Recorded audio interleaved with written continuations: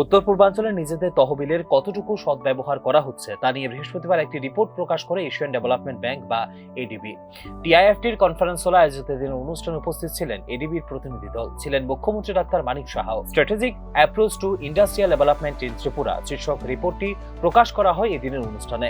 তহবিল ব্যবহার নিয়ে রাজ্য সরকারের ভূমিকায় খুশি এডিবি প্রতিনিধিরা।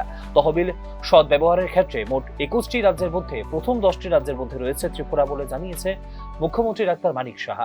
যে ফান্ড আমরা এশিয়ান ডেভেলপমেন্ট ব্যাংকের থেকে কিন্তু প্রচুর ফান্ড আমরা নিয়েছি এবং বিভিন্ন খাতে, বিশেষ করে tourism, road, waterways, others infrastructure, এগুলোতে কিন্তু প্রচুর ফান্ড আমরা নিয়েছি।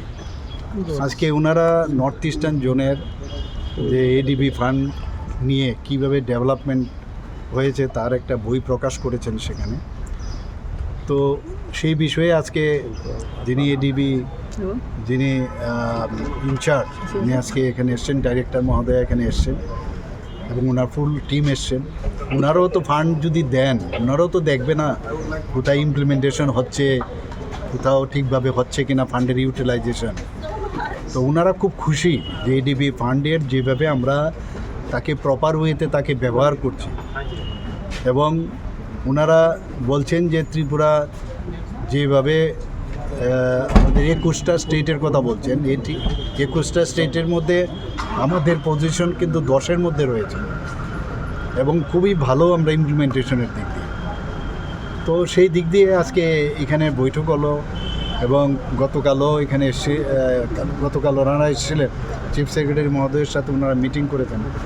তারা খুব খুশি যে ন্যাচারালি কোনো ব্যাংকের থেকে কোনো ফান্ড দিলে সেটাকে প্রপার ইউটিলাইজ হচ্ছে কি না, আর আলটিমেটলি তো রাজ্যের এবং সাধারণ মানুষের জন্য এই ফান্ডের ব্যবহার। এবং আমরা আমাদের কথা বললাম এবং আমাদের যে ট্রান্সপারেন্সির মাধ্যমে আমরা যে কাজ করি সেটাও ওনারা অ্যাপ্রিসিয়েট করলেন। এবং রাজ্যের আর্থসামাজিক ও অবকাঠামো উন্নয়নের জন্য আরও কয়েকটি প্রকল্প এদিন জমা দেওয়া হয়েছে এডিবির কাছে। নিজেদের সম্পদের উপর ভিত্তি করে শিল্প গড়তে চাইছে রাজ্য সরকার বলে এদিন জানিয়েছেন মুখ্যমন্ত্রী doctor Manik Saha. Government of ইন্ডিয়ার সাথে তো ওনাদের আছেনই, গভর্নমেন্ট অফ ইন্ডিয়ার সাথে তো আছেনই, কিন্তু গভর্নমেন্ট অফ ইন্ডিয়া তো সমস্ত স্টেটের জন্যই করেন না। তো সেইভাবে আজকে ওনারা আমাদের এতগুলো ফান্ড আমাদের দিচ্ছেন। আগামী দিনে আমরা বললাম আরও কিছু প্রজেক্ট আমরা নিচ্ছি, সেগুলো এক্সটার্নাল এইডেড প্রজেক্টের মধ্যে একটা পড়ে। তো সেইগুলো, আর বিশেষ করে বহু জায়গার মধ্যে আমরা দেখেছি যে পাহাড় এবং মানে নন হিল এরিয়া সব জায়গায় কিন্তু এডিবি ফান্ডের আমাদের ওনারা সাহায্য করছেন।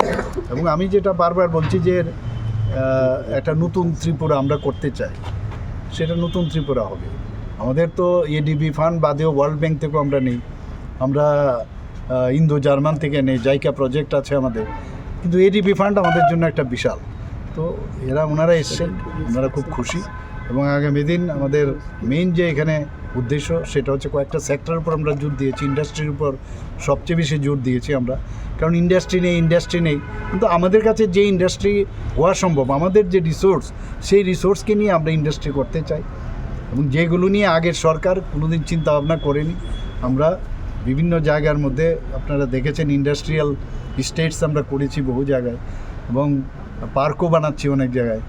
তো সব মিলিয়ে এটা আগামী দিন এটা যেটাকে আমরা বলছি যে এক ত্রিপুরা শ্রেষ্ঠ ত্রিপুরা, নতুন ত্রিপুরা, সেটা স্যার আজকে আর কয়েকদিনের মধ্যেই 2026-27 অর্থ বছরের বাজেট পেশ করতে চলেছে রাজ্য সরকার। বিশেষ করে অবকাঠামো উন্নয়ন এবং সাধারণ মানুষের জীবন জীবিকার মান উন্নয়নের জন্য এশিয়ান ডেভেলপমেন্ট ব্যাংকের মতো বেশ কয়েকটি সেক্টর থেকে ঋণ গ্রহণ করে থাকে রাজ্য সরকার। প্রদেয় অর্থের ইউটিলাইজেশন সার্টিফিকেট জমা দেওয়ার পরে পরবর্তী তহবিল মঞ্জুর করে থাকে এশিয়ান ডেভেলপমেন্ট ব্যাংক। ত্রিপুরার অর্থনৈতিক পরিকাঠামোকে যেখানে স্বীকৃতি দিয়েছে নীতি আয়োগ, এই ক্ষেত্রে তহবিল সদ্ব্যবহারের বিষয়টি নিয়ে এবার রাজ্য সরকারের ভূমিকা স্বীকৃতি দিল ADB. Bureau report, news now.